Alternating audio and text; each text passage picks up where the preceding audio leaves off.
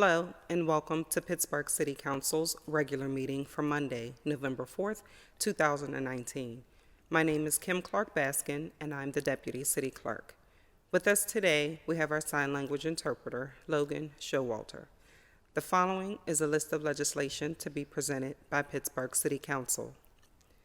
Councilwoman Deb Gross presents Bill number 2249, Ordinance amending the Pittsburgh Code, Title 9, Zoning, Article 1, Section 902.03, Zoning Map, by changing from CP, Commercial Planned Unit Development, to UNC, Urban Neighborhood Commercial, 2 parcels and a portion of 2 parcels in the Allegheny County Block and Lot System, 7th Ward, and changing from LNC, Local Neighborhood Commercial, to UNC, Urban Neighborhood Commercial, 6 parcels and a portion of 2 parcels in the Allegheny County Block and Lot System.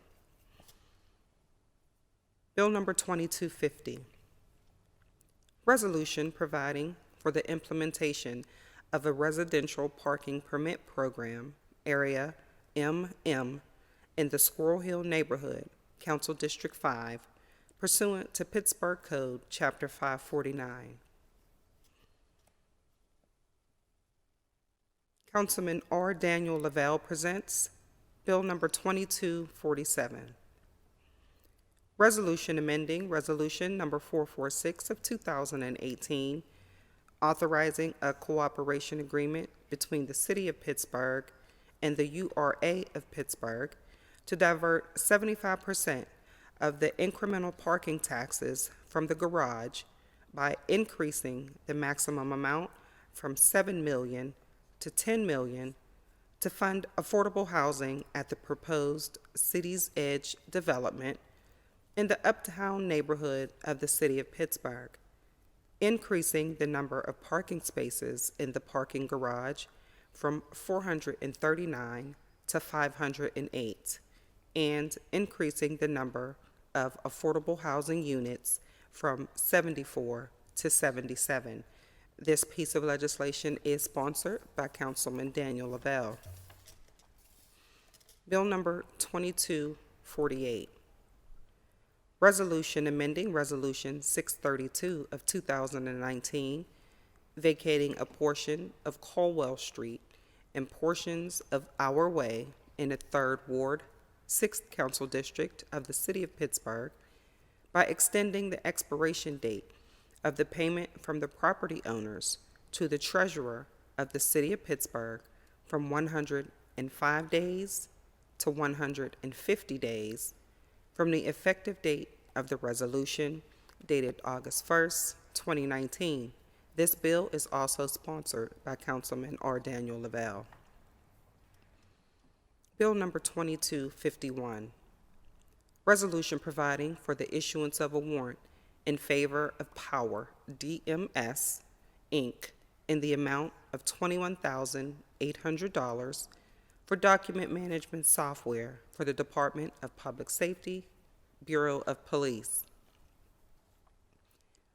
Councilman Corey O'Connor presents Bill number 2252, Resolution authorizing the mayor and the directors of the Department of Mobility and Infrastructure and the Department of Finance on behalf of the City of Pittsburgh to execute a declaration of restrictions and covenants over certain city parcels as a condition of a grant for $408,900 provided by Allegheny County Sanitary Authority Green Revitalization of our Waterways Program for certain green infrastructure elements of the I-579 CAP project. Bill number 2253, Resolution approving execution of a deed by and between the URA of Pittsburgh and the City of Pittsburgh for the sale of Block 83P, Lot 249 in the 11th Ward of the City of Pittsburgh, Council District Number 9, Broad Street Plaza, and roadway improvements. And Councilwoman Teresa Kell-Smith presents Bill number 2254. Resolution amending Resolution number 384, effective June 14th of 2019, authorizing the mayor and the director of the Department of Public Works and/or the director of the Department of Mobility and Infrastructure to apply for grant funding from the Pennsylvania Department of Community and Economic Development Greenways, Trails, and Recreation Program to provide funding for the planning of the renovation of the pedestrian tunnel located in Highland Park. The grant proposal includes an ask of $139,674.35 with a local match of $24,651.93 to be funded from the 2020 City of Pittsburgh capital budget. That concludes the reading of the legislation. Thank you and have a wonderful day.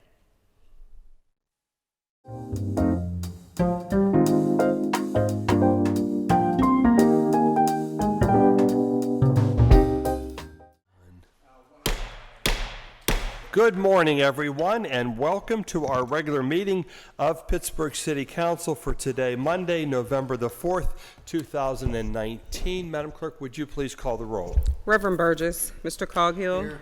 Ms. Gross, Here. Mrs. Harris, Mr. Lavelle, Mr. O'Connor, Here. Mrs. Kell-Smith, Here. Ms. Strasburger, Mr. Kraus, President. Here. 5 members present. Thank you very much, Madam Clerk. Would you all please rise for the Pledge of Allegiance? I ask that you would remain standing for a moment of silence. We have very special guests from the Federation of War Veterans Society, Incorporated, to lead us in the pledge this morning. Welcome. I pledge allegiance to the flag of the United States of America and to the republic for which it stands, one nation, under God, indivisible, with liberty and justice for all.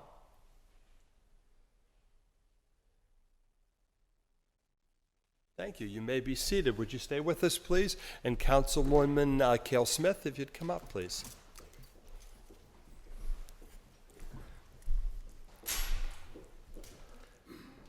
Okay. Morning, Councilwoman. Good morning. Good morning. And I'm anxious to give this proclamation every year. As I tell people all the time, my son is a veteran. My first husband, who passed away, is a veteran. We have a lot of veterans in our families, so I really appreciate all that you've done. I know the sacrifices you've made, that you continue to make, and that your families make for our country and for our freedoms. And so I'm always very honored to present this proclamation. So I want to thank you very much. Whereas the Federation of War Veterans Societies, Incorporated, of Allegheny County and the City of Pittsburgh will hold its 100th annual Veterans Day Parade on Saturday, November 9th, 2019. And whereas the Federation of War Veterans Society, Incorporated, was formed in 1919 for the purpose of providing an annual Veterans Day Parade in downtown Pittsburgh. And whereas, as of 2017, Pennsylvania ranked number 4 in the total veteran population with over 819,000 veterans residing in the Commonwealth. And whereas, it is always a great honor and privilege for our city to solemnly remember the sacrifice of all those who fought so valiantly to preserve our heritage of freedom and to pay tribute to the active military personnel who are maintaining our freedoms to which we enjoy today.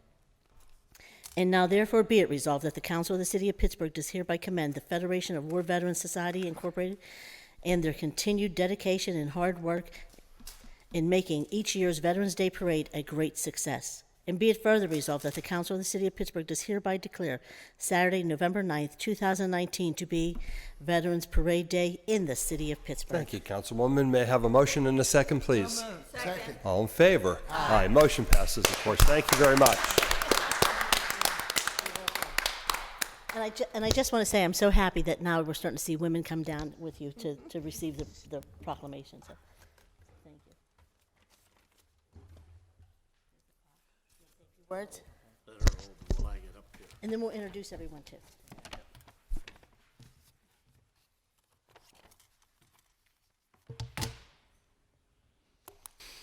If you go on too long, I'm going to use this, I guess. Good morning, council members and members of the public. Good morning. The Veterans Day Parade is Saturday, November 9th. Staging begins on Liberty Avenue at 10th Street and extends to 26th Street on Liberty Avenue. There are 4 divisions, and Division 1 is the Honor Division. Division 2 is the American Legion. Division 3 is the VFW, and Division 4 is the other organizations. The Grand Marshal is Colonel John F.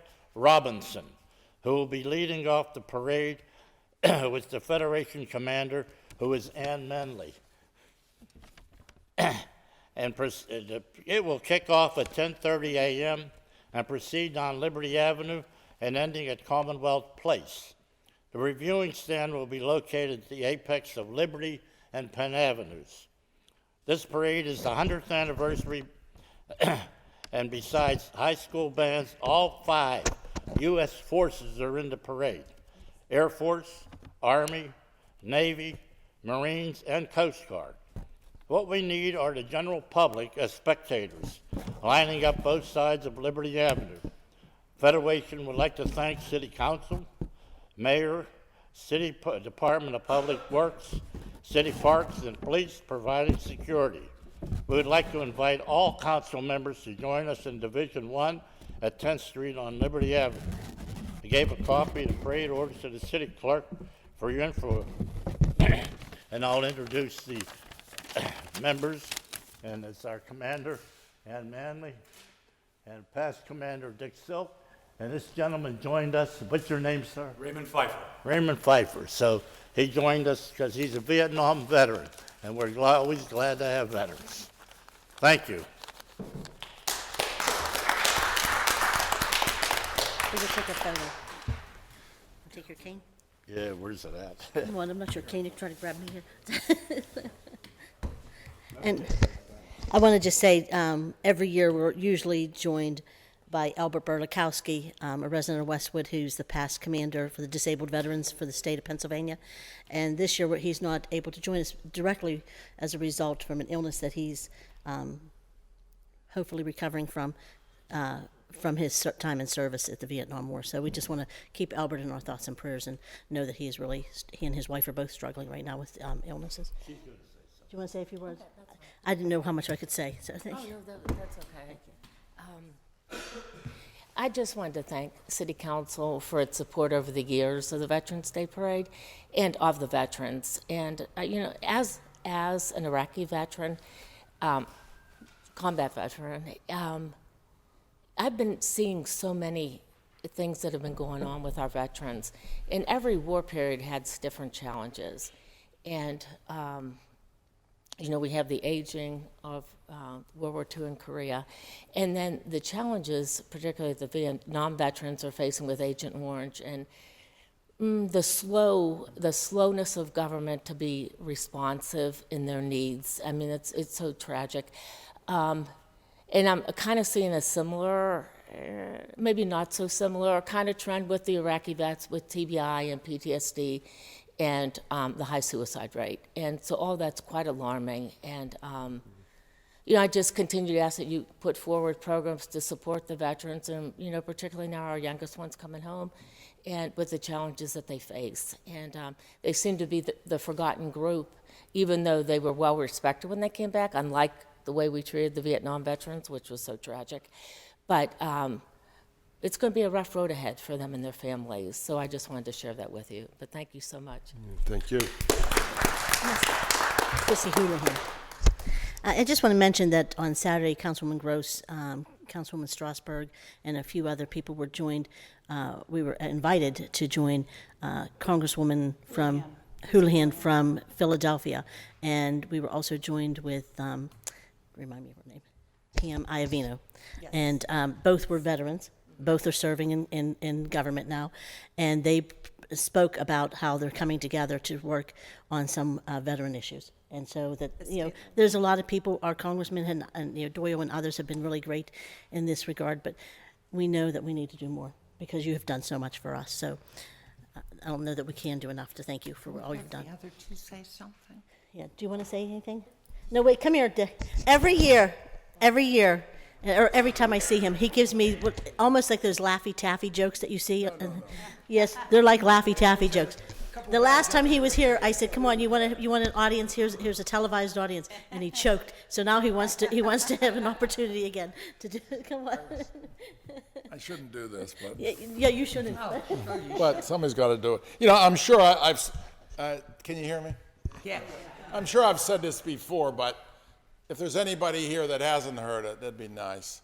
We're talking about something that happened in Atlantic City or anywhere, pretty much. Yeah, these guys are digging for clams, and they filled this big bag of clams, and they thought they were done until I came to this gigantic clam, and they couldn't lift it. But guess what happened? They pulled a muscle. It wasn't good. I know that. Wait a minute. Did you hear what happened? Did you hear what happened over at the casino? It was worse. Yeah, the guy was playing poker all day, and he kept losing and losing. He lost all of his money until they figured out why he was losing. He wasn't playing with a full deck. I didn't say it was good. I just said you hear it. Get the hook. I'll tell you what. I'll just say one other thing. I think this parade, of all the parades that we have downtown, I think this is one that people really should show up. I mean, this is, as they were saying, this is the 100th year for this. If it's not the oldest Veterans Day parade, it's close in the United States. And I mean, I would say of everything that's here, this should be one day that people show up. So hopefully we can publicize it and people will show up. But it's real important, so thank you. Thank you. Well, I'm glad he had a retrieve. Everybody want to come up for the photo, please? How about our Vietnam vet? Would he say a few words? He's going to speak at Animal Advocates. Huh? He's going to speak when I present the Animal Advocates Award. May we have all members for the photograph, please?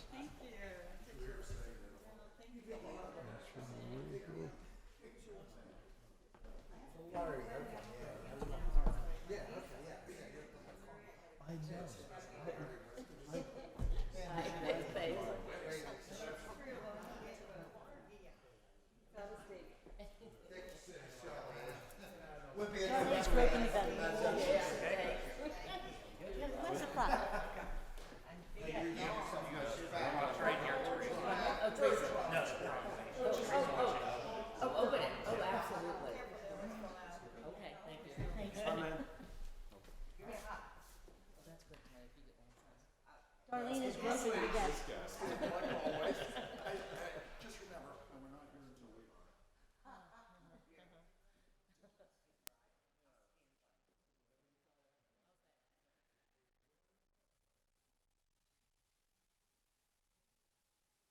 Thank you very much. See you Saturday morning. Thank you.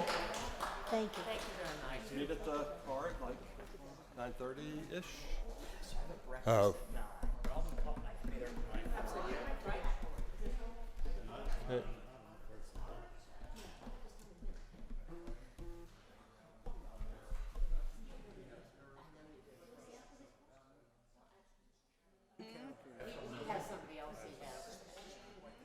You must have only been counting since you were here. Okay, we're going to go on to the next You one. were counting when you worked here. We'll see how you do when you're running again.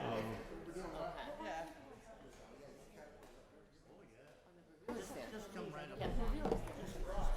I'll just do that. I'll do that. Okay. And where's that going to be? Dan has been plumbing. It's going to be at the point? You'll see Okay, it's going to be at the point. Okay. Where it usually is. Okay, okay. Hard thing to be gone. I'm not bragging about my things. That's around, what, 20 some? I'm begging for a spot. Darlene's going to run.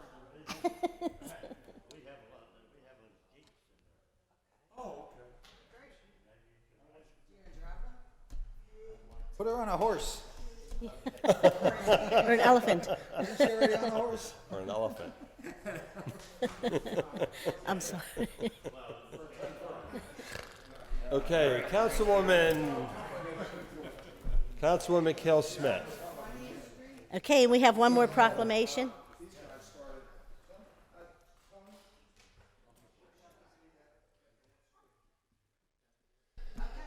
I'm sorry. I just want to wait 1 second. I'm sorry. Okay. Do you want to come up for it? You're welcome to come up for it. I would, but she said no. And Animal Advocates is a organization that's located in the west end of the city of Pittsburgh, and they do amazing work and are operated by volunteers who do so many great things for animals in the city of Pittsburgh. And I really love the place because they have this greatest thrift store, and every dime that you raise in the thrift store goes towards helping animals. And I'll read the proclamation, but I just want you to, if you have an opportunity, you like thrift shopping, and you like animals, stop at Animal Advocates in the West End, on Wabash Street in the West End.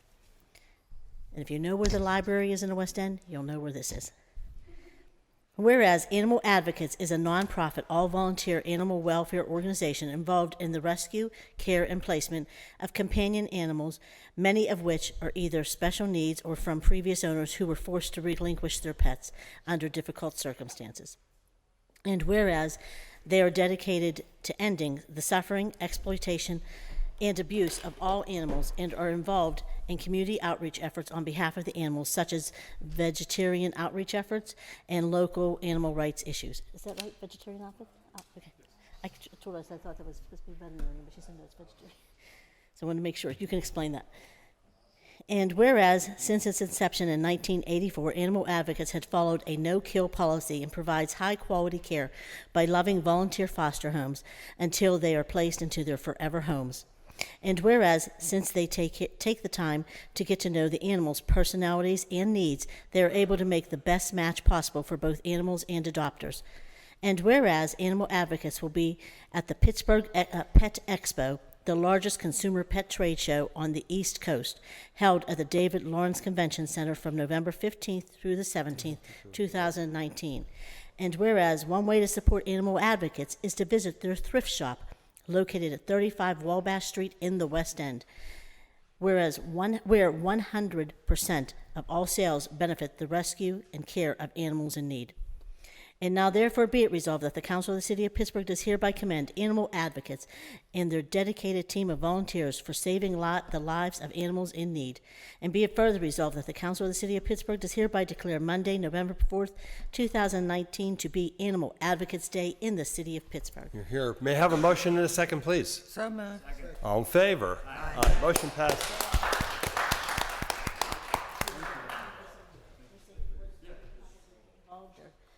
How they can donate or something? Sure, of course, thank you. Thank you. Thank you very much for having us. Good morning, everybody. I wanted to thank Councilwoman Smith, especially for recognizing our organization today. It's especially fitting that it's National Animal Shelter and Rescue Appreciation Week, as I'm sure you are all aware of that. So it's very fitting to be recognized this week. A lot of times it's easy to, a lot of times the smaller shelters get overlooked because of a lot of the big names that are in this space. So we really appreciate the recognition today. As Councilwoman Smith noted, Animal Advocates has been serving the Pittsburgh area since 1984. We are a nonprofit, no-kill, all-volunteer animal welfare organization that we're involved in the rescue, care, and placement of companion animals. And our shelter is based in the West End, on the top of our thrift shop, which we use as a primary revenue generator. And as Councilwoman Smith noted, we will have a booth at the Pet Expo the weekend of November 15th. So be sure to stop by and visit our booth, as well as booths for other organizations in the area. For those looking to help, we have a website, animaladvocates.net, where you can easily make donations or fill out a volunteer form if you're interested in volunteering. We can always use volunteers, always can use donations, of course, since we're a nonprofit. And, anything helps. Small donations, large donations, becoming a volunteer, fostering a pet, adopting a pet if you're looking for a pet, everything helps. And shopping at the thrift store, of course. So thank you very much. Thank you so much. Yep, thank you. I have a question. And I want to say that Ralph also, standing here, was up here with the veterans because he is a veteran himself, of Vietnam War veteran. So, thank you. Go ahead. Yeah. Do you have a vet at your location? A vet? No, we partner with Bethel Park Animal Clinic. Okay. They do the majority of our vet care on our end. Oh, that's pretty far. Yeah, it's pretty far. That's where we really Of course. provide us with emergency care. You're welcome. Councilwoman asked if we could have all members for the photograph, please. Hey, well, I should.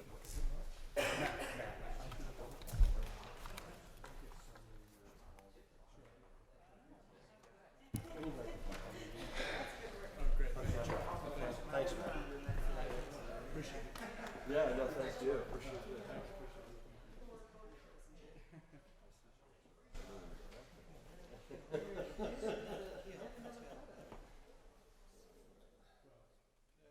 We're ready, Chris.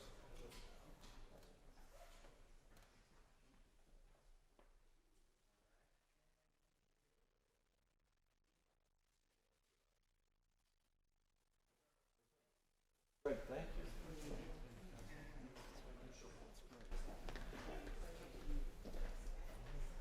That's great. Okay, thanks, Councilwoman. Madam Clerk, there's none to be read into the record, so we can go into then public comment. Anyone wishing to speak before City Council this morning, of course, will have 3 minutes in which to do so. I would like to take this time to remind everyone that has come to speak that our rules of council are very clear when they state that comment is limited to matters of concern, official action, or deliberation which are at this time or could at another time come before the council.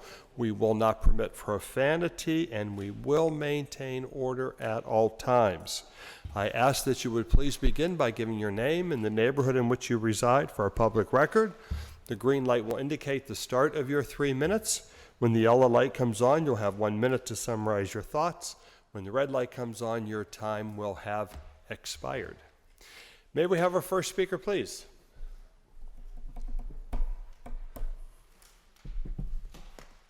Good. Good morning. How's Welcome. everyone doing? My name is Paul Harris. I'm from the Hill District. I will tell my story. Last year, I was murdered on Center Avenue. I went to the hospital. My name is Paul Harris. And I came in here a little rough last time because when I tell people the story, they don't want to believe it. But here's an epistle from the Holy Doctrine. I'd like to read it to you. God's mercy to Paul. This goes generations from the beginning of time. It says, and I thank Christ Jesus, our Lord, who hath enabled me, for he counted me faithful, putting me into the ministry, who was before a blasphemous, a persecutor, and injurious. But I obtained mercy, because I did it ignorantly and in unbelief. This is a faithful saying, and worthy of all exception, that Christ Jesus came into the world to save sinners, of who I am chief. It's right here for the whole world to see. So I'm not joking. I just want to help the people. That's all. Great. God sent me back to earth to help the people. And I need help myself. It's right here. Anyone can read it. Holy Doctrine. King James Version, New Testament, my blood. When the blood bled out of me, the 7 spirits of God came in me. You can check it with Mercy Hospital. You can check it with Calvary Baptist Church. It's true and it's for real. And I just, I want to help the people to help me. That's all. Thank you. Thank you. Okay, may we have our next speaker, please?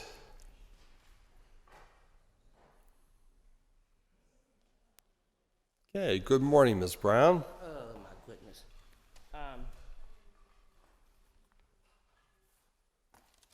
My name is Yvonne Brown. I live in the Hill.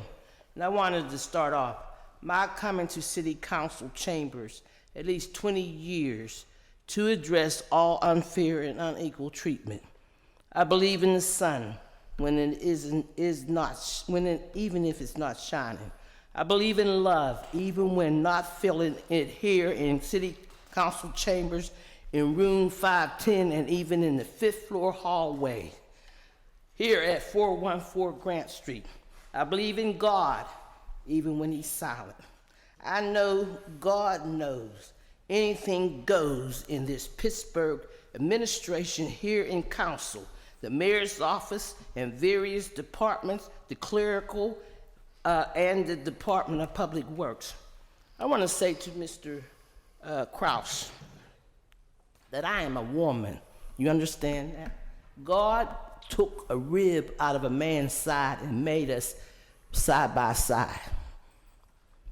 You are not to take and disrespect me because you are president. This is I'm free to speak. I was passing the papers out to the veterans, and he's standing up there, and I hear, Mrs. Brown, I'm running it. He done did it quite a few times. Do you understand? I was passing out papers. I turned around and said, why are you picking at me? Do you know he's targeting me? Do you know he's watching me? If I open my mouth. One time I said, yes. The sergeant of arms ran and said, because he done told him, I told him, I'm suing you too. The sergeant of arms and you, stop disrespecting me. Leave me alone.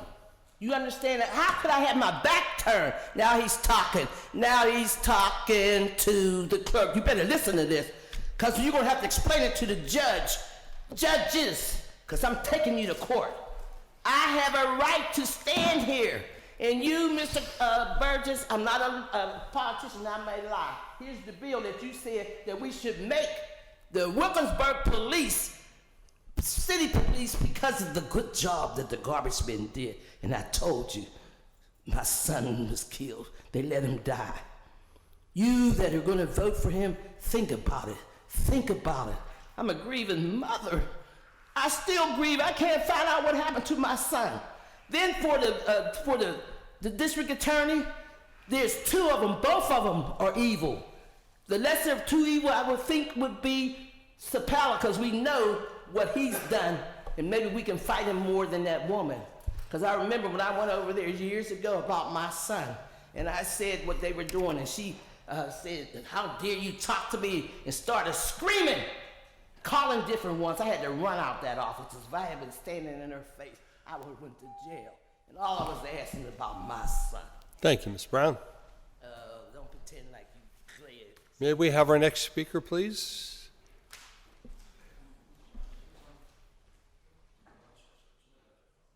Okay. Good morning. Welcome. Whose phone is this? That's probably that gentleman. That's you. That guy. All right. Hello, my name is Joshua Malloy. I'm from Pittsburghers for Public Transit. I'm here to talk today about the Shakespeare Giant Eagle development. Pittsburghers for Public Transit has talked extensively with affordable housing advocates, food justice advocates, and many others about the site, and we believe that we have come up with a proposal that would be beneficial to the current and future residents of Shadyside and the surrounding neighborhoods. We're calling on the developer to reduce parking on the site of the development and use the money saved to increase the affordability from the proposed units from 15% up at 50% AMI to 30% at 20% AMI. 20% of that would be 50% AMI, and 10% of that would be project-based vouchers, as well as providing transit passes for housing residents. This is an opportunity to address several needs: the affordable housing crisis in Pittsburgh, congestion in Shadyside and East Liberty, underutilization of public transit in the area, and overbuilding of parking spaces. According to a parking study done by Jane Bagto, East Liberty's current parking lots and structures are up to 40% vacant during peak hours. This is an incredible amount of public and private money that is being ceded to car owners who are not even using all of the available parking. We believe the money could be spent on better things. PPT believes that this isn't just about parking or affordability. or food access. If you're not aware of it, this past summer has been the hottest on record, and a huge contributor to that was vehicle-related carbon emission. In 2018, the city set a goal of reducing on-road transportation related emissions by 50% by 2030. We know that the changes we are asking for of the developers would be a step in achieving that goal. We know that reducing our climate footprint won't happen unless we take concrete steps in pursuing our goals. Our proposal would be just one of many concrete steps. That's it. Great. Thank you very much. Thanks. Hi, Celeste. Good morning. Good morning. My name is Celeste Scott. I'm the Housing Justice Organizer for Pittsburgh United. And I'm also here with Josh and Pittsburghers for Public Transit, who are also our partners at our Housing Justice table and in general. So we just came today to talk about the bill that will be before you. I believe it's 2019-2249, changing the zoning code from commercially planned to UNC, which is Urban Neighborhood Commercial Plan Districts. So we are here to say that we do support that change. We recognize and appreciate the openness that has happened around the community process, especially with Councilperson Strasburger's office really reaching over from District 8 into District 9, because we know those folks will be the most impacted. So we know that City Council and the City of Pittsburgh is invested in making this an equitable transit-oriented development, and we are too.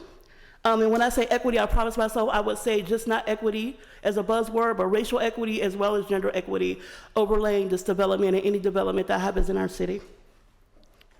So in basic terms, we're saying we're in line with the vision. We want to see an equitable transit-oriented development as well. Of particular importance are the best practices around transit-oriented development. So we want to see density on the site and real, authentic, and robust affordability, especially in the context of East Liberty, which has seen so much historical harm, severe displacement, and gentrification.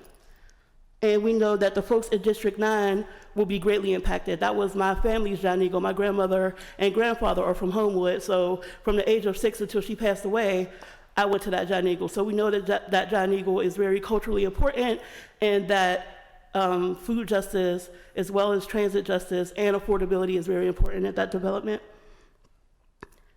Okay. And so what the affordability that we are calling for looks like, as Josh was saying, is 20%, is 30% in total, but that looks like 70 units at 50% AMI. My apologies. 70 units at 50% area median income and below, and that would be 20% of it, and 10% of the units with project-based Section 8 vouchers, which is really important because that would allow low-income folks to have market rate units. And also the cost savings from parking being tied to the affordability, we think is a really creative way to help with the housing crisis. So that is what we're calling for. We know this is the first step in this development for you to approve the zoning change, but we believe that every step is important in development. All the details matter, and so we will be following this along, and we will be advocating for that. And thank you. Thank you, Celeste. Thanks for being here. Okay, may we have our next speaker, please? Good morning. Good morning, Council and fellow Pittsburghers. My name is Rick Knorr, and I'm from Brookline. I'm here today to talk about tomorrow's Election Day ballot question concerning the tax increase to improve our parks. I'm opposed to this tax increase because it affects the low and fixed income people, or homeowners, excuse me, more so than any other group of people that are going to be impacted by, not only are they impacted by skyrocketing water and sewage bills, high taxes, and healthcare costs. We have to take into consideration that this is going to be a tax that will be progressive in the sense that it will continue to go up and up and up over time. And also, we also have to have other things to consider here. Essentially, what's happening here, and people don't understand, is there's going to be a creation, if this passes, of a Parks Trust Fund Board. Now, this trust fund board, will have sole decision-making over the way the parks funds are dispensed. This board is not going to be elected. It's going to be selected, and it's going to be controlled by these people, the Pittsburgh Parks Conservancy. In their ads, they don't even mention the creation of this Parks Trust Fund Board. So the devil is in the details, people, and they don't have any rules. They're not telling you how their members are going to be selected. They don't tell you what the bylaws are. And why do we need a Parks Trust Fund Board in the first place? If you're going to raise taxes for parks, why not just let council make those decisions? This is all because the mayor and the Pittsburgh Parks Conservancy have a very tight political relationship. It's being orchestrated by the mayor's office. Don't kid yourself, okay? He's on their board, okay? So we have to understand here what's going on, and please vote no tomorrow or you'll regret it, because the devil's in the details. You think the rollout was controversial, you wait until this Parks Trust Fund Board takes over, because that's when the real controversy is going to start, and it's going to be permanent. So have a good day, and remember, vote no on the parks tax increase. Thank you. Thank you, Rick. Thanks for being here. Okay. Morning, Dr. Miller. Welcome. Washi, Dr. Ronald N. Miller, Bells Hoover. See the film Replicas, Global Intelligence Society candidate for President, 2020, Association for the Advancement of Artificial Intelligence. Council concern is to encourage individual and collective political activities, political action groups, which can become political action committees, and in my case, super PACs. The Global Intelligence Society is a POG. What we do is to attempt to politicize GI, Global Intelligence Solutions, using 21 disciplinary vectors to solve Pittsburgh and U.S. problems. On the 30th of December 2019, the CGSII, which I founded at 40 Bells Hoover Avenue, will have a meeting of the GIS 20. But you need to register to attend. I invite all of you counselors to come. 412-969-7997 is the text.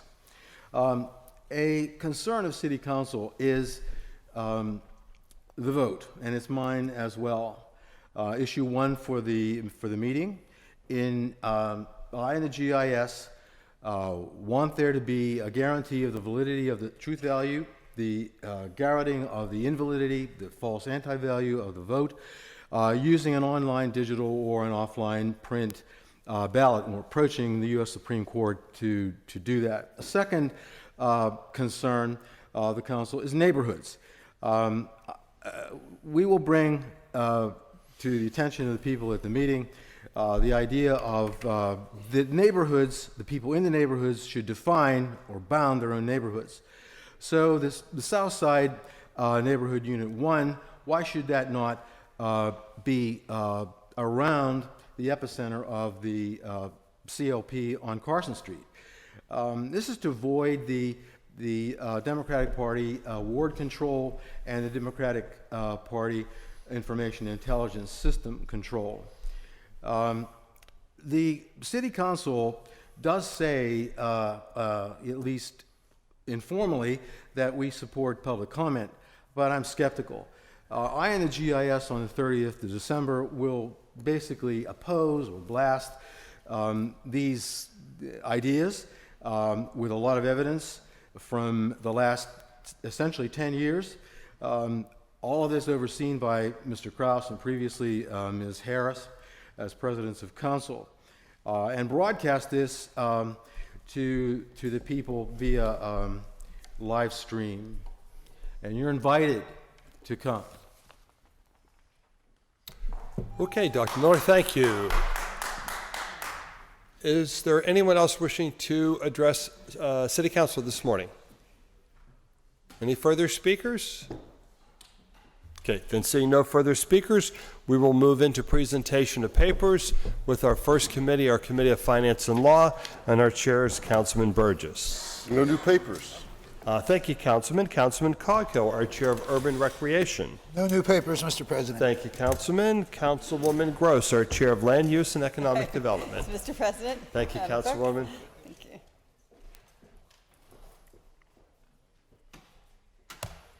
Councilwoman Gross presents Bill number 2249, Ordinance amending the Pittsburgh Code Title 9 Zoning Article 1 zoning map by changing from CP, Commercial Plan Unit Development, to UNC, Urban Neighborhood Commercial, 2 parcels and a portion of 2 parcels in the Allegheny County Block and Lot System, 7th Ward, and changing from LNC, Local Neighborhood Commercial, to UNC, Urban Neighborhood Commercial, 6 parcels and a portion of 2 parcels in the Allegheny County Block and Lot System, 7th Ward.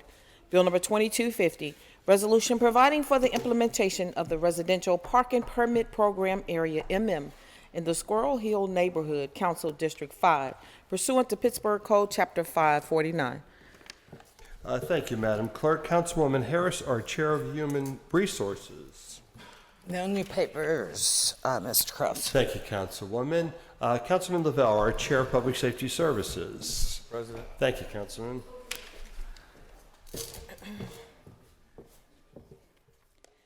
Councilman Lavelle presents Bill number 2247, resolution amending resolution number 446, which authorized a corporation agreement between the city and the URA to divert 75% of the incremental parking taxes from the garage by increasing the maximum amount from $7 million to $10 million to fund affordable housing at the proposed City's Edge development in the uptown neighborhood of the city, increasing the number of parking spaces in the parking garage from 439 to 508, and increasing the number of affordable housing units from 74 to 77. Bill number 2248, resolution amending resolution number 632, vacating a portion of Caldwell Street and portions of our way in the 3rd Ward, 6th Council District of the city by extending the expiration date of the payment from the property owners to the treasury of the city from 105 days to 150 days from the effective date of the resolution, August 1st of 2019. Bill number 2251, resolution providing for the issuance of a warrant in favor of Power DMS, Inc. in the amount of $21,800 for document management software for the Department of Public Safety, Bureau of Police. Thank you, Madam Clerk. Councilman O'Connor, our Chair of Intergovernmental Affairs. Thank you, Mr. President. Thank you, Councilman.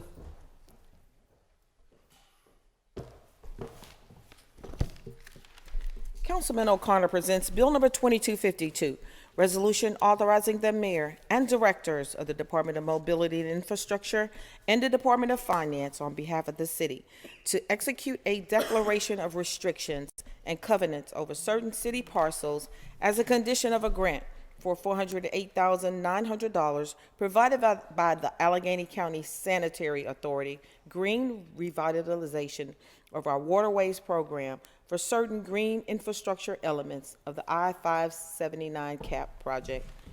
Bill number 2253, resolution approving execution of a deed by and between the URA and the city for the sale of Block 83P, Lot 249 in the 11th Ward, Council District Number 9. Thank you, Madam Clerk. Councilwoman Teresa Kell Smith, our Chair of Public Works Services. Thank you, Mr. President. Thank you, Councilwoman. Thank you, Madam Clerk.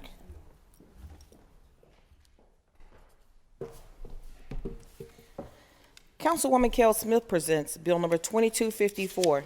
It's a resolution amending resolution number 384, which authorized the mayor and the director of the Department of Public Works and/or the director of the Department of Mobility and Infrastructure to apply for grant funding from the Pennsylvania Department of Community and Economic Development's Greenways Trail and Recreation Program by adding the JDE job number and the actual grant amount.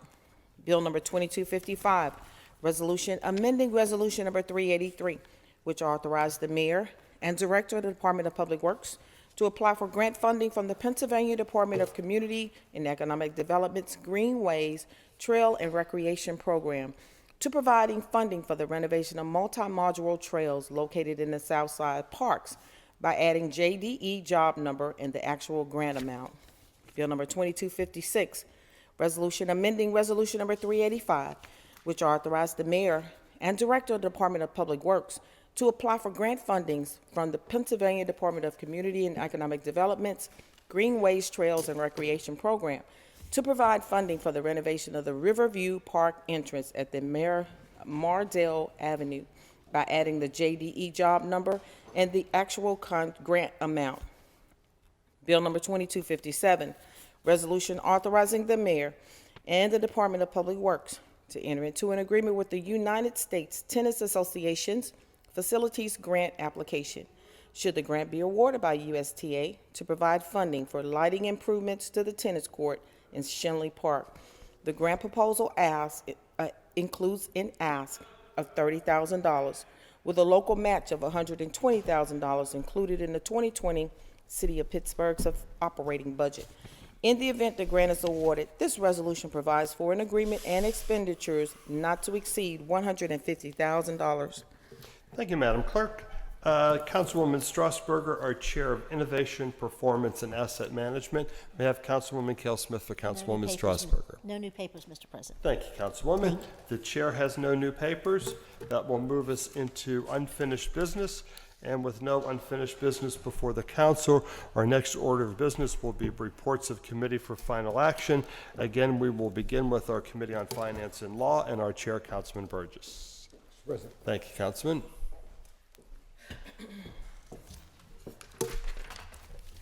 Councilman Reverend Burgess presents Bill number 2240, report of the Committee on Finance and Law for October 30th, 2019, with an affirmative recommendation.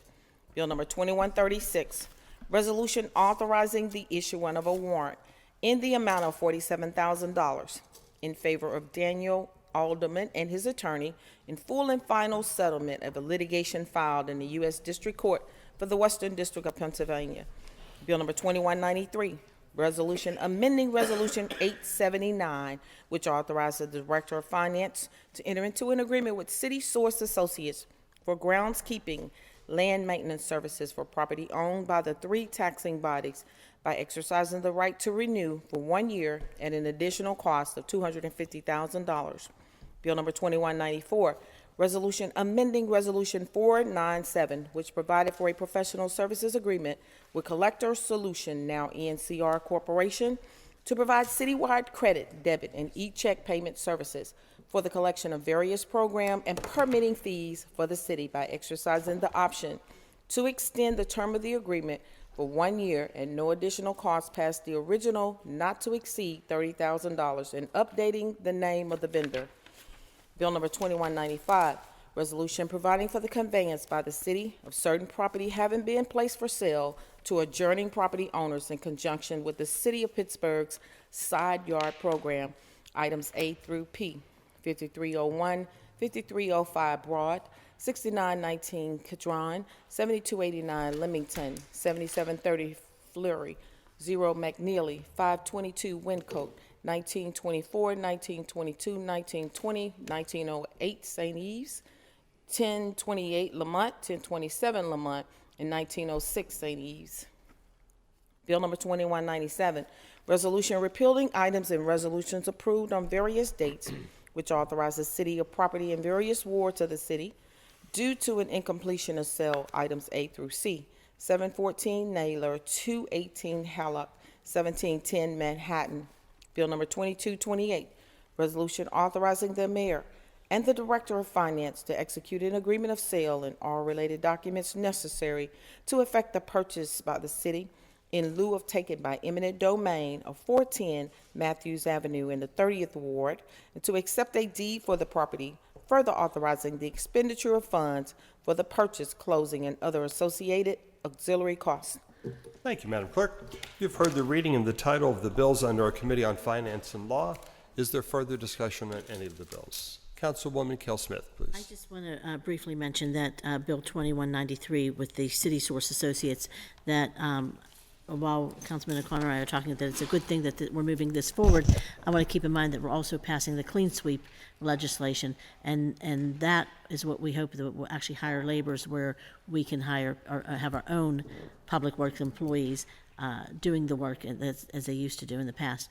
And so I hope that as we look forward and move forward with this, we figure out a way to work with some of these organizations that are doing some of these things. And we do have a post-agenda scheduled, but I want to be cautious not to continue to pass additional legislation with the lots until that program is in place, until we know we have a comprehensive plan on addressing vacant lots and blighted properties in the city with the clean sweep crew. And Councilwoman, I believe that post-agenda is scheduled for Thursday Oh, is it? 2:30. Which one? I think your post-agenda, oh, no, I'm sorry, I apologize. I'm thinking of a different one. It is not. Okay, I was gonna say, I don't know who's coming to it. Yeah. Okay, all right, It's thank not. you. It does relate to publicly owned properties, but it's not that post-agenda. Okay, so without further discussion then, the bills are now ready for final action, and all in favor of the passage of the bills will vote aye when their names are called. Those opposed will vote no, and Madam Clerk, would you please call the roll? Reverend Burgess. Aye. Mr. Coghill. Aye. Ms. Gross. Aye. Mrs. Harris. Aye. Mr. Lavelle. Aye. Mr. O'Connor. Aye. Mrs. Cal Smith. Aye. Mr. Kraus, President. Aye. Ayes 8, noes 0. Thank you, Madam Clerk. The bills, having then received the legally required number of votes, are finally passed. Next, we have our Committee on Public Safety Services. Our chair is Councilman R. Daniel Lavelle. Mr. President. Thank you, Councilman.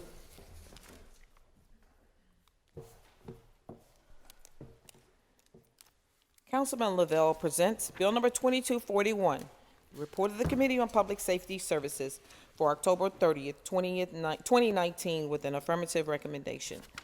Bill Number 2202, Resolution authorizing the mayor and Director of Public Safety to enter into a grant agreement with FEMA, Department of Homeland Security, to receive a FY 2018 Assistance to Firefighters grant, and further providing for an agreement for the purchase of the Halo Escape System and subsequent training for Fire Bureau personnel. Bill Number 2203, Resolution authorizing the mayor and Director of Public Safety to enter into a grant agreement with FEMA, Department of Homeland Security, to receive a FY 2018 Fire Prevention and Safety grant, and further providing for an agreement for the purchase of smoke detectors for the deaf. Bill Number 2204, Resolution authorizing the mayor and Director of Public Safety to enter on behalf of the city into a professional services agreement with Axion Enterprise, Inc. to provide body-worn cameras and tasers to the Bureau of Police, as well as additional related goods and services at an overall cost not to exceed $10,910,579 over the course of said agreement. Thank you, Madam Clerk. You have heard the reading and the title of the bills under a Public Safety Services Committee. Further discussion with Councilwoman Cal Smith.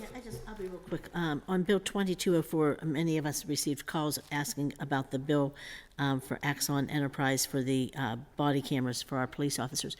And the cost is increased, but we all know that it's because that we're also getting upgrades. And so I just want people to understand that we do know what we're voting for when it comes to the table, and that we know that we heard that there's going to be an increase in the equipment, upgrades in the equipment, and as Councilman O'Connor just mentioned, something about that for the life of the contract, if the cameras change, we get the updated equipment as well. So it's in the long run, hopefully, it will be less money. So. Good. Thanks, Councilwoman. Councilwoman Gross. I just also wanted to acknowledge those inquiries. So I think there's some good points here that especially Councilwoman Smith and I have been talking about, and some other members of council, about keeping these contracts available to the public. It reminds me of the amendments that I just did to the Denny Park legislation, which was just a lease, but because it was about tangible assets and real estate that is publicly owned, I felt that strongly that the lease should come back to council before final execution, so that it would be on record not just to council but also available to the public. Instead of kind of going away. And I think there's some similar questions here. I'm not going to hold up this legislation, but there may also be, even though this is just a contract with a vendor and not about a tangible asset really, that there is also perhaps some financial threshold or other kind of import to a piece of legislation that would also put it into a category that is not about, just executing a contract for, again, some purchasing of some shovels or something like that, right? That there is either a qualitative public interest or impact on public safety, not just with this committee, but in other terms that could put it into a category where we need to have greater transparency. So I just want to say thank you to those who contacted the office. Great. Thank you very much. Okay, without further discussion then, the bills are now ready for final action, and all in favor of the passage of the bills will vote aye when the names are called. Those opposed will vote no. And Madam Clerk, would you please call the roll? Reverend Burgess. Aye. Mr. Coghill. Aye. Ms. Gross. Aye. Mrs. Harris. Aye. Mr. Lavelle. Aye. Mr. O'Connor. Mrs. Cal Smith. Aye. Mr. Kraus, President. Aye. Ayes 8, no 0. Thank you, Madam Clerk. The bills then, having received the legally required number of votes, are finally passed. Our next committee is our Committee on Public Works Services. Our chair is Councilwoman Teresa Cal Smith. Thank you, Mr. President. Thank you, Councilwoman. Thank you, Madam Clerk.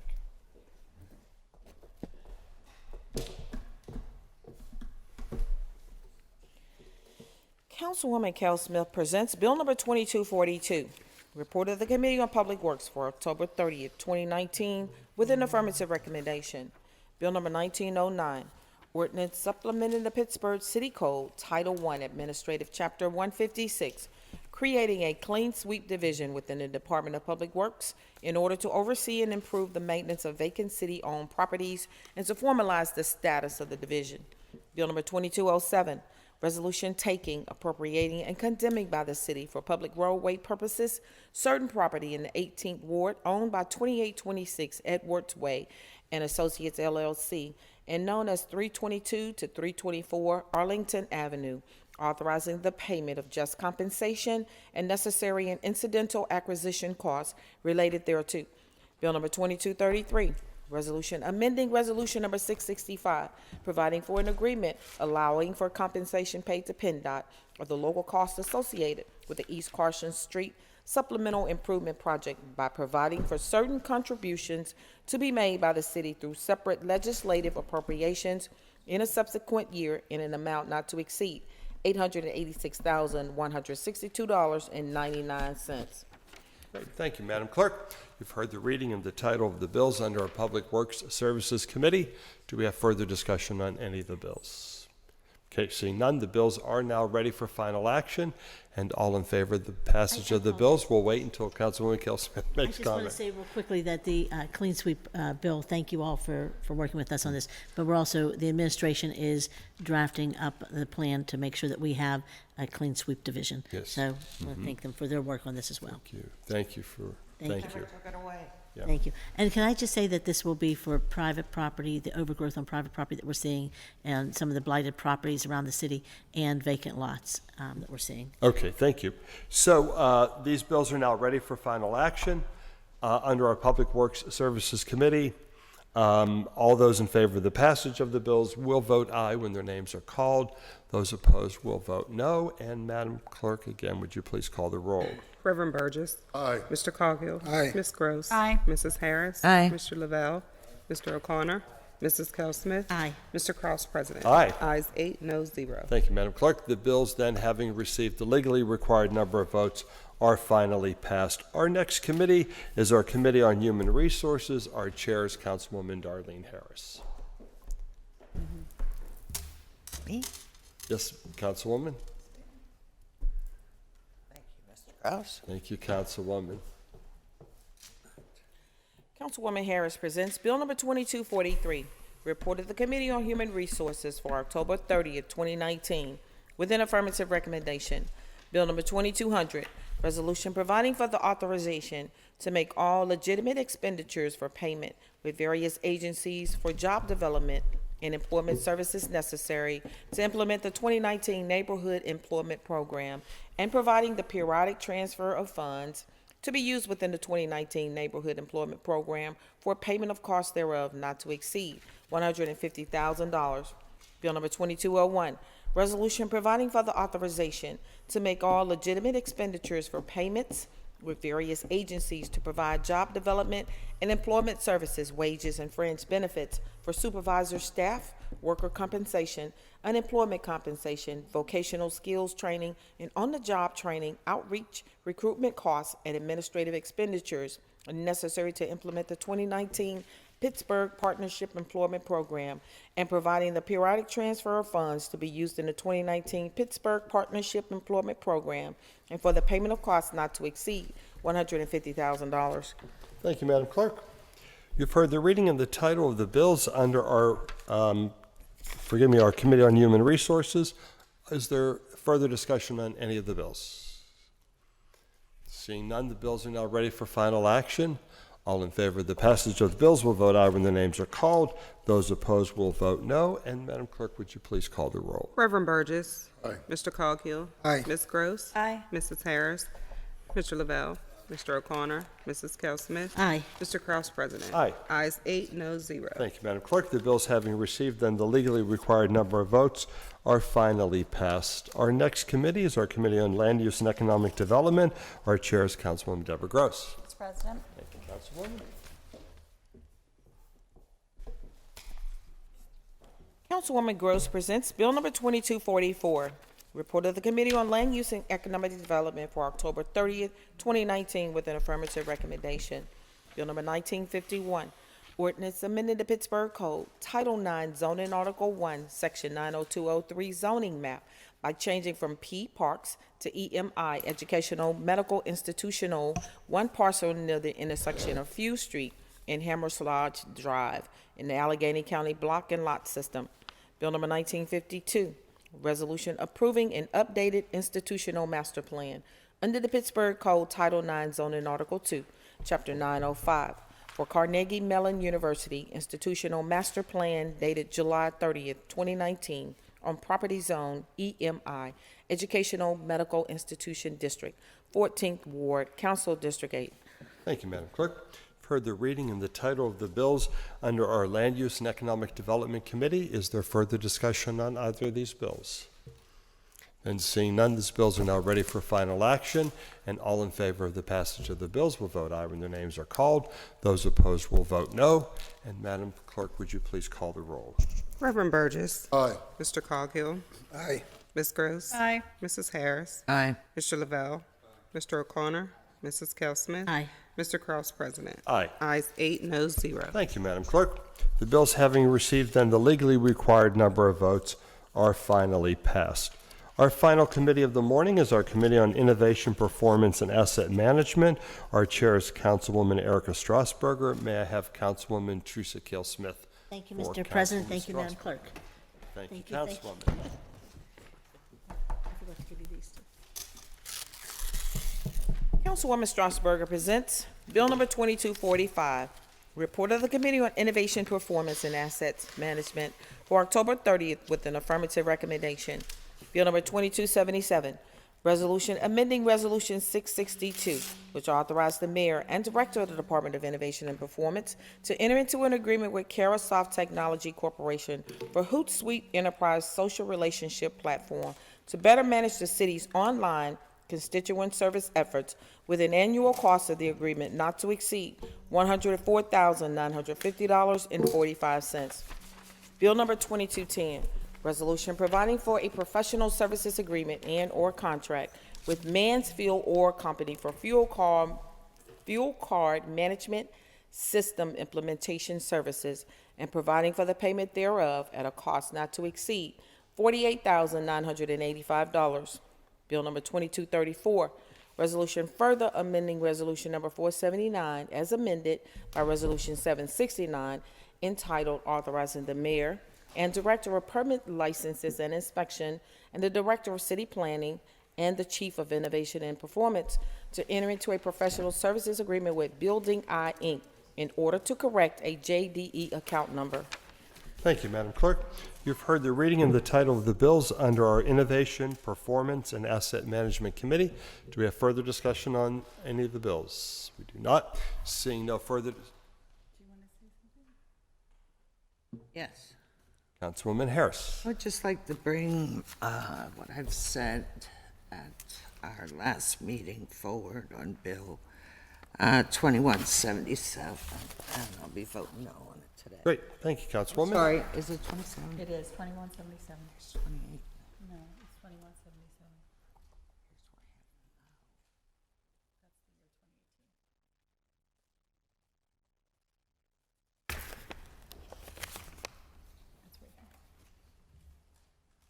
What bill was it? 7.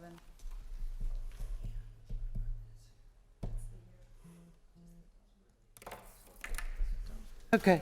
Okay, thank Oh, you. yeah, I'm sorry, I'm going to vote no on that. That's Continue. when the vote comes, you'll have your opportunity then to register that. Okay. These bills are now ready for final action. I ask all in favor of the passage of the bills to vote aye when their names are called. Those opposed to vote no. And Madam Clerk, would you again please call the roll? Reverend Burgess. Aye. Mr. Coghill. Aye. Ms. Gross. Aye. Mrs. Harris. No. On Bill 2177, and aye on the rest. Mr. Lavelle. Mr. O'Connor. Mrs. Kell Smith. Aye on all bills except for Bill 2177, I believe it is. Is that the one? Yeah. And aye on all others. Councilwoman. Aye on on all all the others. bills. Yes. Mr. Cross, President. Aye. On bills 2177, ayes 6, noes 2. All other bills, ayes 8, noes 0. Thank you, Madam Clerk. The bills then, having received the legally required number of votes, are finally passed. The chair has a number of meeting announcements under motions and resolutions. Due to the general election, there is no meeting tomorrow. We are meeting on Wednesday, November the 5th. For our standing committee meeting, we will begin at, November the 6th, and we will begin at 10 a.m. On Wednesday afternoon, with sessions beginning at both 1:30 and 2 p.m., Council will be holding a briefing on the Still Valley Authority's early warning tools and other services to be offered. Then on Wednesday at 2:30 p.m., Council will be in an executive session as it relates to professional services agreements. And on Thursday, November 7th at 2:30 p.m., Council will be hosting a Cablecast public post agenda, discussion on the disposition of publicly owned property that is sold by the City of Pittsburgh. Then, due to our Veterans Day holiday, next Monday, November the 11th, all council and clerk offices will be closed. Then next Tuesday, November the 12th, council's regular meeting will commence with the mayor's 2020 budget address, and budget hearings are set to begin then on Wednesday, November the 20th. Then one last announcement I would like to make. It is that time again for those who wish to have a free Thanksgiving meal delivered to their home by the City of Pittsburgh Police. I want to say this is the 10th year that the police police zones have been doing this. The first year, 250 dinners were served. By the 10th year, 3,800 dinners were being served. It is open to anyone who wishes to request. There are no income verifications, but there is a deadline, and it is November 21st, and there are no exceptions to that deadline. We are going to post these. I'm going to share this with members as well. If you wish to post this on your websites and or social media platforms, if you live within the Zone 1 area and wish to order a Thanksgiving dinner, you are to call Officer Wright at 412-323-7201. Zone 2, you would be calling Officer Kimbach at 412-255-0782. If you are in Zone 3, your call would be going to Officer Christine Luffy at 412-488-8425. Zone 4, Officer Butch, 412-422-6559. Zone 5, Officer Gay, 412-665-3770. Or Zone 6, Officer Stewing, 412-937-3051. And again, this will be posted on my social media platform. I'll distribute this to all members if you wish to get it up on your websites. But it's a really nice thing that the police and I should mention also, it is the Bethel Park Bethel Park Rotaries Club, as well as the Holy Mary of the Immaculate Conception in the South Side, that also helps to sponsor and to deliver these meals. With that, Councilwoman, I think you had your hand up. Thank you. Yes, I also want to say that's also posted and shared on our social media, but I would say maybe we should also post it on our televised, before our televised meetings come on, so that people know, that we could share it, so people don't have to worry about writing down the numbers. Okay. That would be helpful if we can get that done, Madam Clerk. And I want to thank our officers for doing this every year, and the volunteers and everyone that participates. It's a great event. It really is. With that said, I want to say tomorrow is Election Day, and as we all know, there's a ballot question referendum for the for a proposed tax increase directed towards our parks. And I want to say that I was the very first person, elected official that I know of, to make sure that I address some concerns regarding this issue. And Councilman Coghill and Councilwoman Gross and Councilwoman Harris and others have all also made a lot of comments in regards, and I'm sure they can speak for themselves. But I just want to say to our side of town, the southwest of the river, that we oftentimes look at the East End and we say that a lot of policies are made because the East End votes, and there's a lot of power in the East End. Well, there's also a lot of power southwest of the river. The 19th Ward has exactly the same amount of voters registered as the 14th Ward, and which Councilman Colgo is the ward chairman.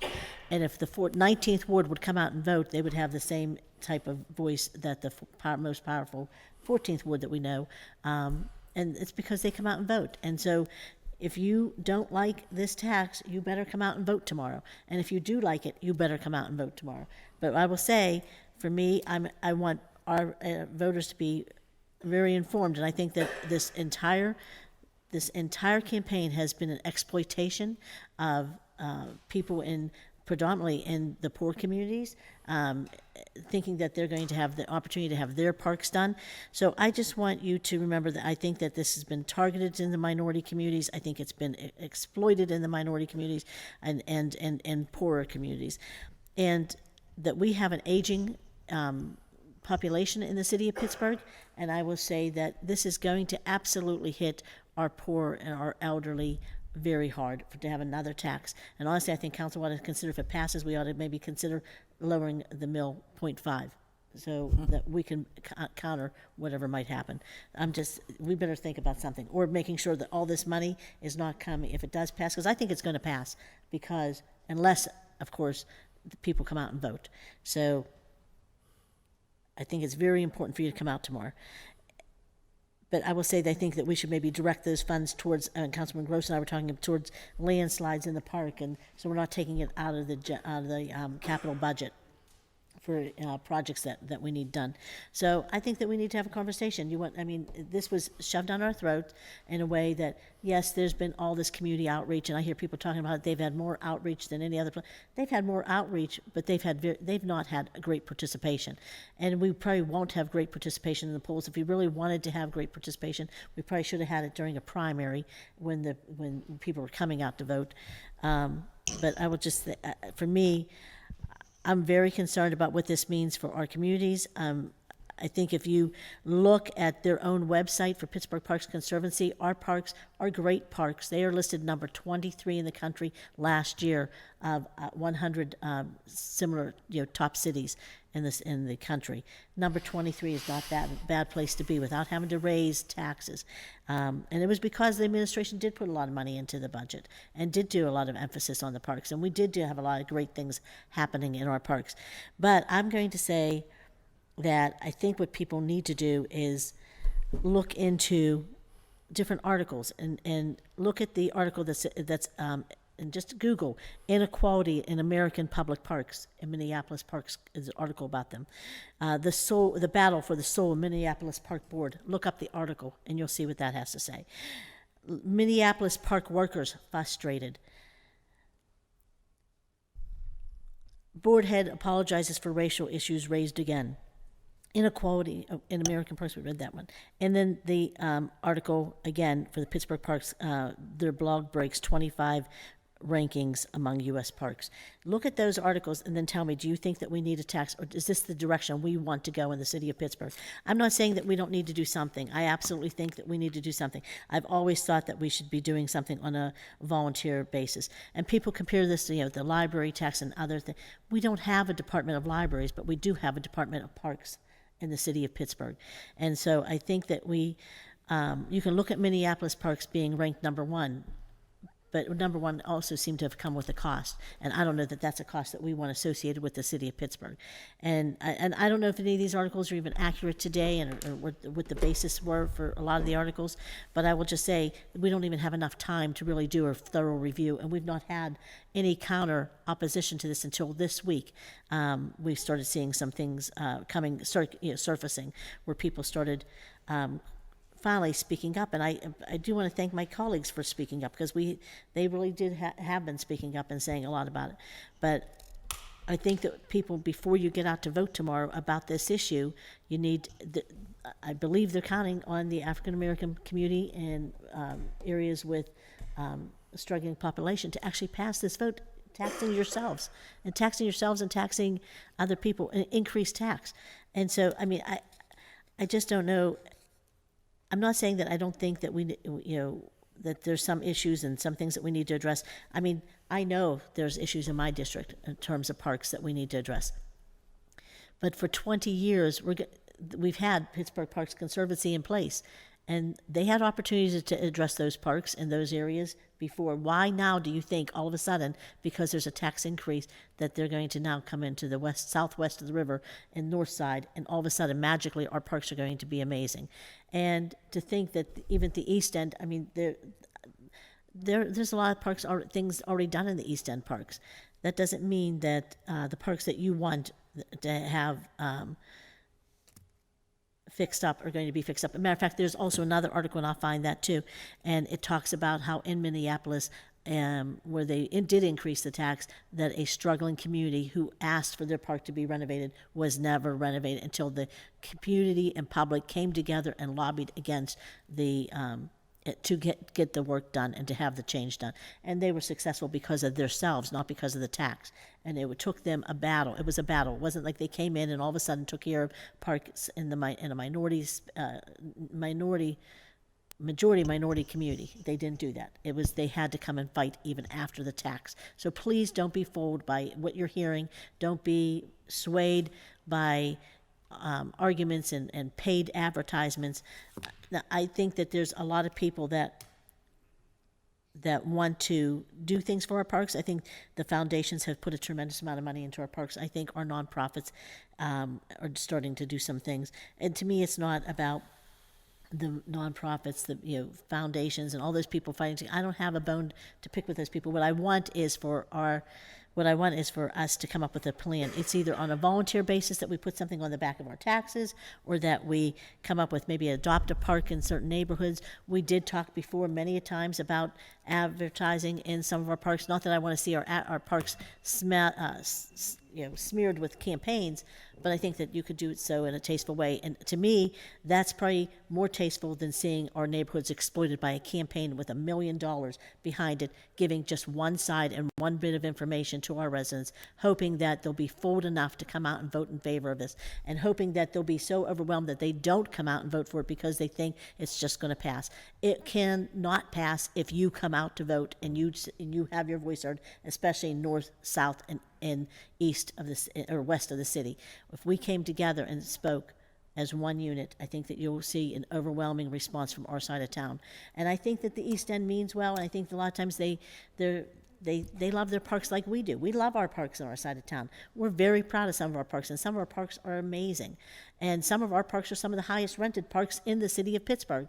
But it's because we volunteer, we take care of things. We do work with Pittsburgh Parks Conservancy. We do work with the city, but we learn to make do with what we have in our parks, and not to turn our parks into something that maybe we'll regret one day. And I just think that this is happening all too fast. I think that we should take our time, figure this out, and figure out the best way to approach the issues around our parks. And I don't think it's tomorrow coming out and voting for something that people are really uninformed of and unaware of and uneducated on when it comes to this vote. That's it. Thanks, Councilwoman. I saw Councilman Coghill, Councilwoman Gross, Councilwoman Harris. Me first?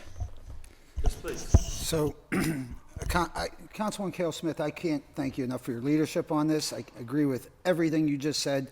accept the fact that I don't think it's going to be, I don't think it's going to vote. I don't think the people in our city are going to vote for this tomorrow. Well, they better come out and vote then. I think they're wise to it. I do. I can think of a lot of words to me that I feel about this. One is hijacked, kind of trying to hijack the taxpayer here. For so many reasons, this is wrong. But the biggest reason I want to say to the voters, and especially in my district, I do believe are going to vote against this, is the fact that the accountability. You know, who's going to oversee this money? You know, with us, the city council as a body, if we're to raise taxes for our parks, that's one issue. You can vote me out. You can vote Councilwoman Gross out if you don't like where we're allocating that money. The director of the Parks Conservancy, we have no say-so on. We're not going to be able to vote her out. So, you know, and of course, this tax will just continue to go up with our property, the assessments of our property. So this is a tax that's going to be there forever. It's going to keep going up on everybody. I think we're taxed enough in this city. I just implore people, please come out, vote against this tomorrow. It's just the way it's been done, how it's been done. The accountability factor, the financial burden it's going to put on people, and then to really rub salt in the wound for the people in the South Hills. Not one of these parks that they have on their top 20 initiative as to what needs these funds most are in service to people in my district. So, and we're still dealing with you know, bathrooms that we use porta-johns for bathrooms at our deck hockey rink. So how we're not on that list, or we don't have a park on that list, is beyond me, but it just goes to show, you know, I don't think these funds are going to be allocated in the right way. And last but not least, you know, these funds that go towards this park tax, if Jane Miller said to me, you will get $1.3 million a year to put in my parks, it would be a different story. I may lobby for it, but that's not the case. I don't feel like the parks in the South Hills will see their fair share, just like many other aspects of government. And again, I just implore people to vote against this tomorrow. Councilwoman Gross. Thank you, Mr. President. So I got quite a few emails, and certainly every single person who emailed loves our city parks, as do I, and as do the council members. And we work hard every day with constituents to make sure that we're doing what we can in our parks to improve it and to provide the assets that for communities to enjoy.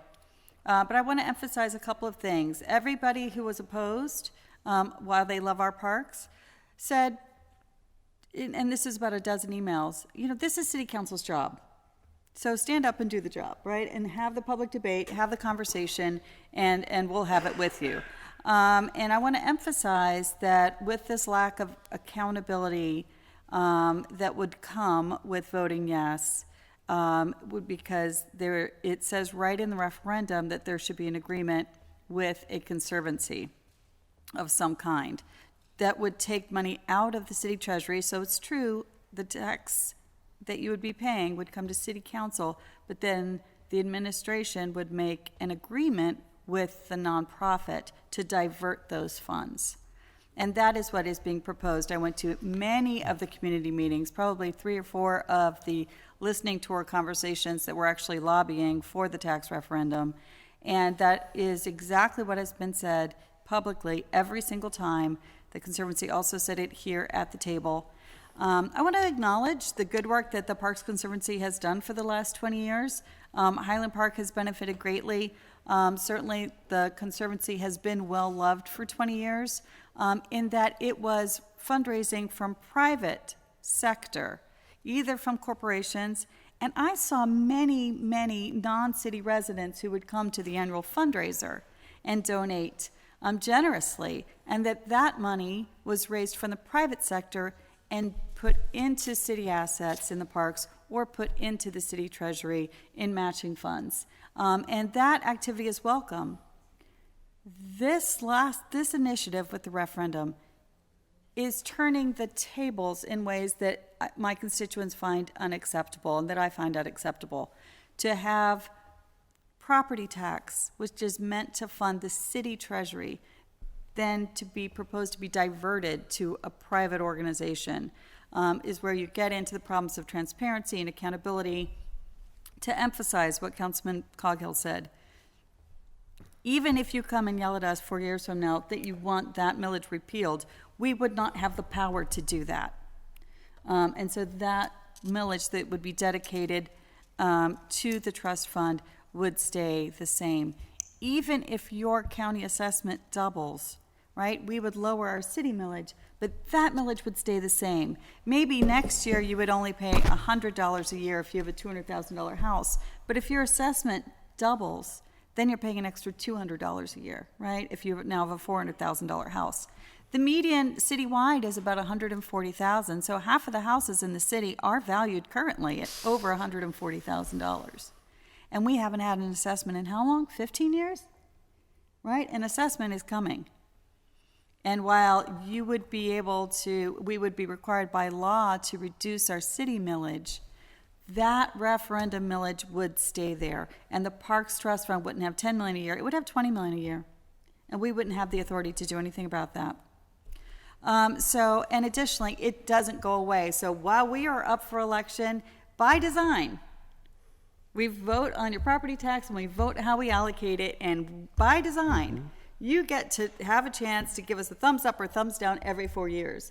That referendum does not have a 4-year term limit. That referendum has no term limit. So I urge you to vote no. I will be voting no. And again, I did have about about a dozen or so emails into my district that were in favor of the tax. And nearly every single one of them were just one sentence, because they had gotten a prompt from the $1 Million campaign to email me about it. And they said, vote yes, I love our parks.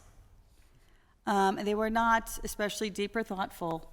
And most of the opponents' emails were but equal number, but had really given it some thought and extensive examination, and realized that this is really not the right move. Even if we love our parks, we love our kids, and we love equity, that means vote no tomorrow. Thank you. Thanks, Councilwoman. Councilwoman Harris. Yes, first I wanted to talk about what the police are doing with the meals. And I really think that, I really think that we need to put this on and ask Channel 2, 11, and 4 all to say something, because there are a lot of people that do not have technology in their homes, and they're the ones that really, really need this food. So please make sure that every way we can to make sure that everyone that doesn't have a meal is able to get one. Also, I wanted to talk about the no vote. I think I've been there since the beginning too with this. I was appalled by it, especially being one of the people that signed it. Got a guy say he was from California and that we need to fix all of our parks. I says, well, where at? In the county? No. I says, in Pennsylvania? No. I says, in the United States? He said, yes, in the United States.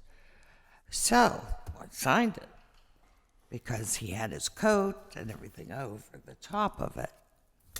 When I found out what this was, and it was done very, very sneaky, it was the mayor's campaign chairman, who doesn't work on anything unless the mayor's for it, that had brought those people in to get the signatures to put this on the ballot. And then they needed to really cover up that it was the mayor and his campaign chairperson, because at the table when we were speaking, I said something to Dan Gilman, and Dan Gilman says, oh, I can't talk about politics here. And he didn't want to talk about the politics here, but I said it at the table too.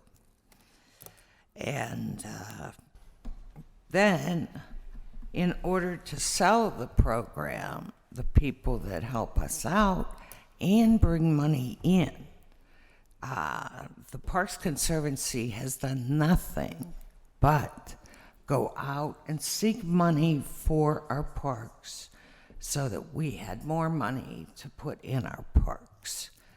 And they wanted to make sure this was covered up, and the people from the Parks Conservancy were the bad guys.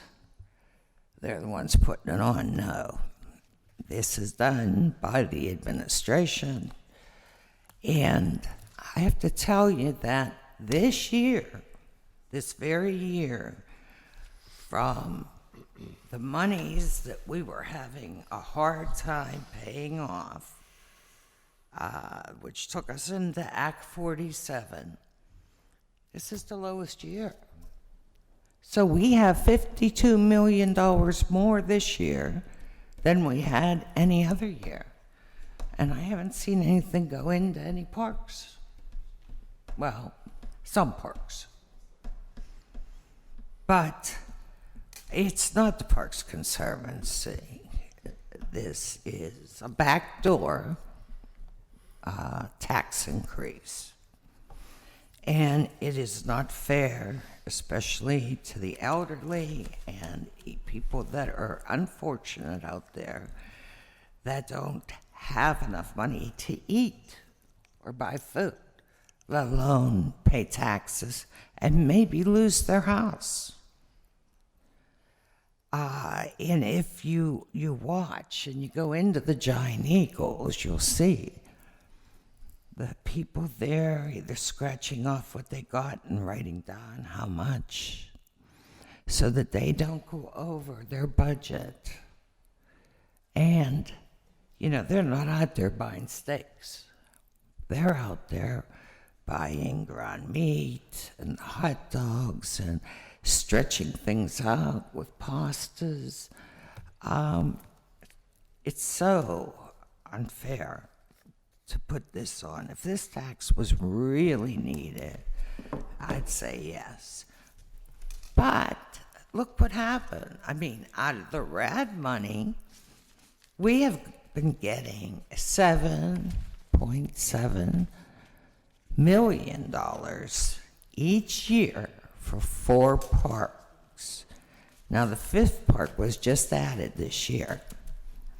But for all these years, we have had $7.7 million to put into Shenley, Frick, Highland Park, and Riverview. I'd like you all to come over and see Riverview, because when you had the first landslide, you know, we just shut the gate on that and forgot about it. And the next landslide has taken right over the hill where you drive past the chapel. And all the man-made ones, all the man-made trails that they opened up differently has changed the way the water runs. So we've had a problem with getting grass and everything to grow and the water to go in the direction that it went before. So everywhere you see a piece, one of these trails that have been made larger, you see a landslide. And in particular, the landslide that has been up on Semisser Street, which about 8 years ago, it took 3 houses, and it's gradually been going. And it's all starting with the park collapsing where the trail is. Now, there is a problem under the ground on the street, but the houses have been falling because of what's happening in Riverview Park And you think somebody would have done something by now with it? Yes, but no, nothing's been done. So where has $7.7 million each year gone? And I urge the taxpayers to go to each one of the parks and see. Frick Park looks shiny new. Shenley Park looks shiny new. Some work has gone into Highland Park, but I'd say very little. 7.7 million. And there's Riverview Park. So what do you think's going to happen if you vote yes on this tax? Yeah, they'll still get money into a trust fund, but then they're going to take the money that they use for parks and put it somewhere else. And a lot of it is what I've seen is hiring more supervisors. It'd be great if you were hiring people for working with parks and putting the parks division back and breaking off between public works and the parks and have someone that just takes care of the parks and someone just takes care of public works. It worked a lot better then. I mean, they closed up the second division downtown when they took Port Park over. And they gave us 2 guys in the first division for that. That division used to take care of all the ground you see in North Shore, all the grass, everything. It also has to do with East and West Commons parks. And it goes downtown for all the little parks. And these guys bust their butts trying to get around. But it can't be done because there's not enough labor to do the work. It's very concerning, and I don't believe that this is the way you do things. Besides that, you're saying there's 165 parks. They are also talking about the tot lots. And a lot of these tot lots, if you remember, in the neighborhoods, they wanted them shut down because the tot lots were used for nothing but drugs. Absolutely nothing but drugs. So, all of you out there that are watching, please vote no on this tax increase. It is not fair to you, and especially, it's not fair. I mean, there's $55 million extra this year in the budget. Councilman Coghill. It's crazy. Yes, I just want to end with one quick comment. I'm not going to be happy either way, whether it passes or not. If it passes, of course, it's a tax for everybody for eternity. If it doesn't, I'm not real happy with the Conservancy. That $2 million, and let's make no mistake, it's going to be up in there around $2 million that they spent on this campaign when all said is done. That $2 million could have fixed everything I have and every park I have in my district. So I want to make sure we hold the Conservancy responsible for that foundation money that they're squandering on this vote. And Thanks. again, I won't be happy Nothing either that way. I've seen so far says the money has to go to them, so let's just keep that in mind. So just to conclude, to go back to the Thanksgiving dinners being distributed by our police again for the 10th year, this does come at a cost. Somebody does have to provide for this. It is the Rotary Club. If you feel generous of heart and wish to donate to the Rotary Club to help offset the expenses of this, you can do so. We ask that you would make the check out to the Rotary Club of Bethel, St. Clair. Write Thanksgiving in the memo, and you can mail the check to S&S Bank, and they will distribute it. But again, we will post all of this on our website so that everybody is aware. But I was remiss in not sharing that if you're feeling generous of heart and wish to contribute to help fund some of it, you're welcome to do so. With that, may I have a motion to excuse our absent member, approve our minutes, and adjourn the meeting? So move.